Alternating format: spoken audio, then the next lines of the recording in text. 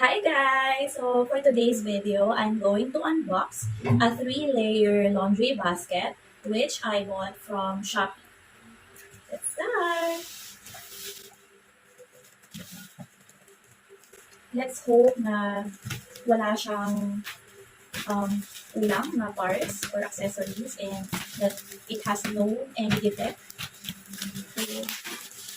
So far, okay naman yung packaging nila. It's bubble wrap.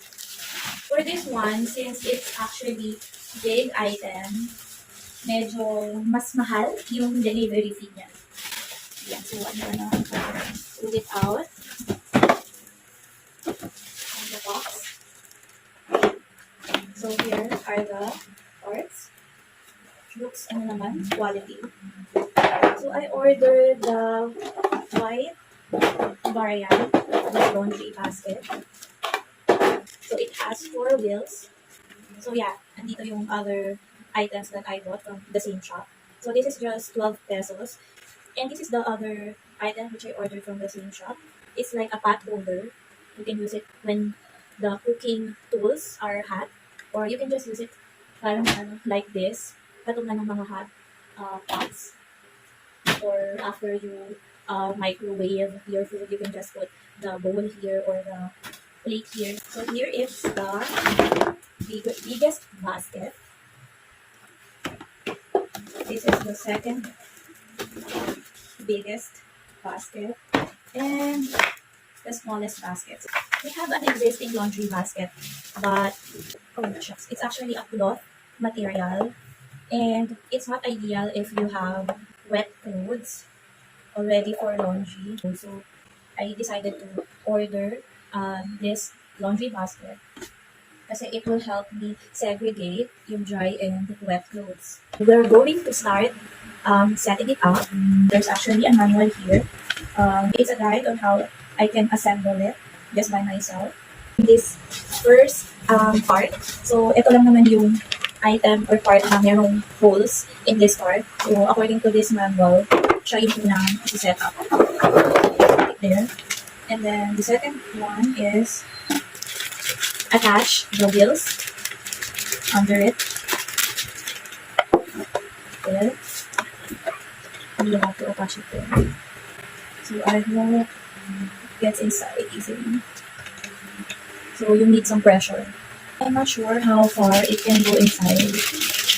But let's check. Oh, okay. So we did the first wheel. Second wheel.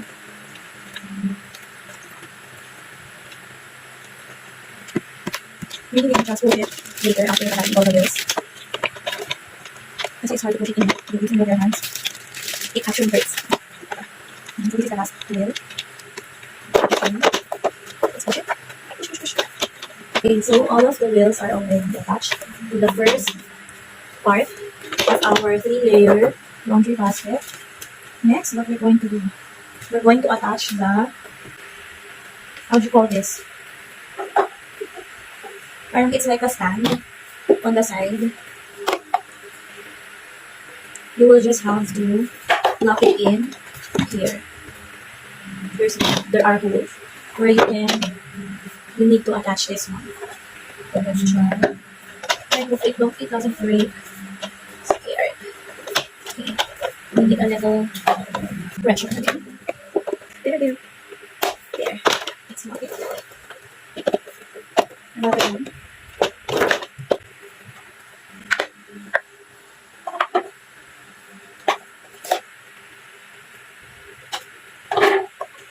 This one's hard.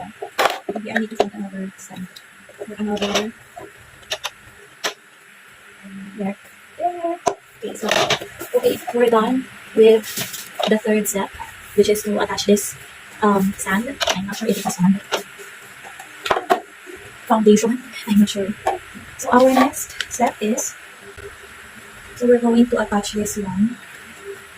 The manual is in Chinese language, so I really can't understand it. I'm just trying to figure it out myself. So number 7 says here, this is the item number 7. We're going to also lock it here. So it's another pressure that we need to lock it in. Okay, I need this. Oh my gosh, it's really hard. Hands are aching now. There. Okay, we're done with the first, second, third, fourth step. Next is we're going to attach the biggest basket. So as you can see, guys, mali ako nang attach.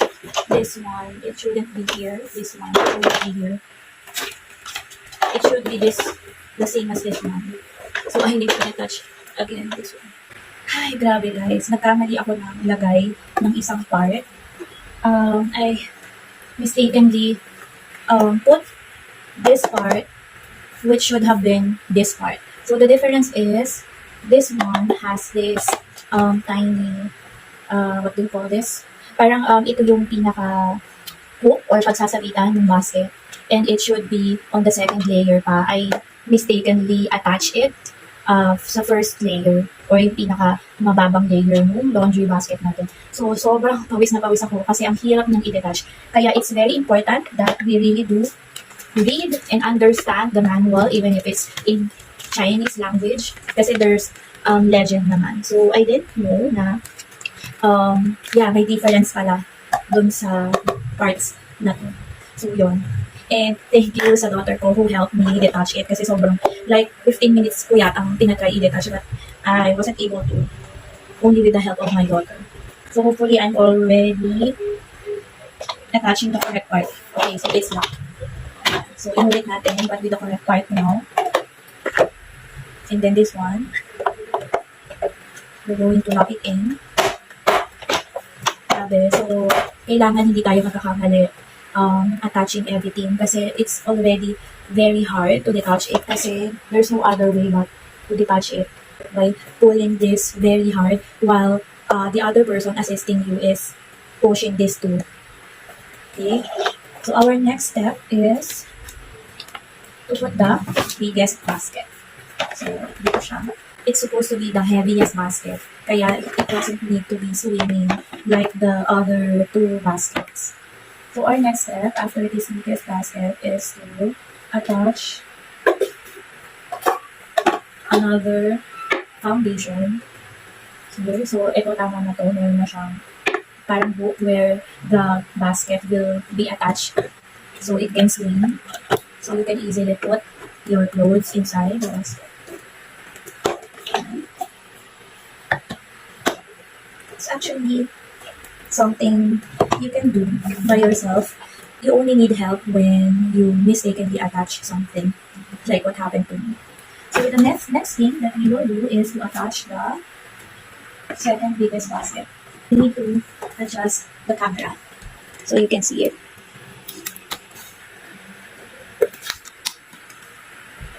Okay, you can see now.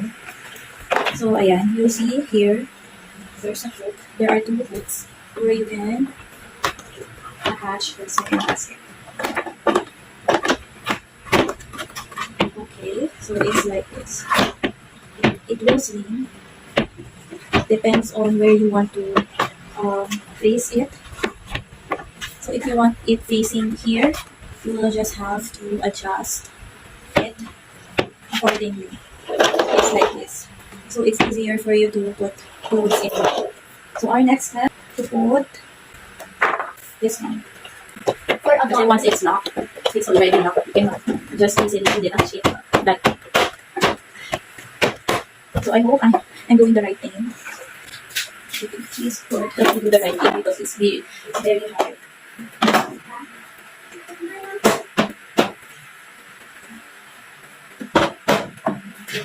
Okay, the next set of walls or foundation. The last basket. It should look like this. And the last part is this one.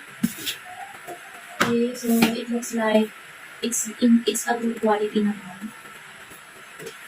So you can see. Sorry about it. Maybe I'll just put it later.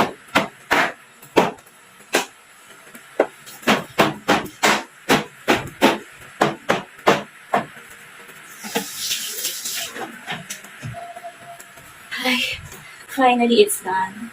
So here, we already assembled completely our 3-layer laundry basket. Yan, so 1, 2, 3 baskets plus additional tray here at the top where you can put your laundry detergents or whatever you want. It's actually a multi-purpose product, not just for laundry. You can use it for toys. If you have kids, you can use it as a kitchen block. Okay? And so much more.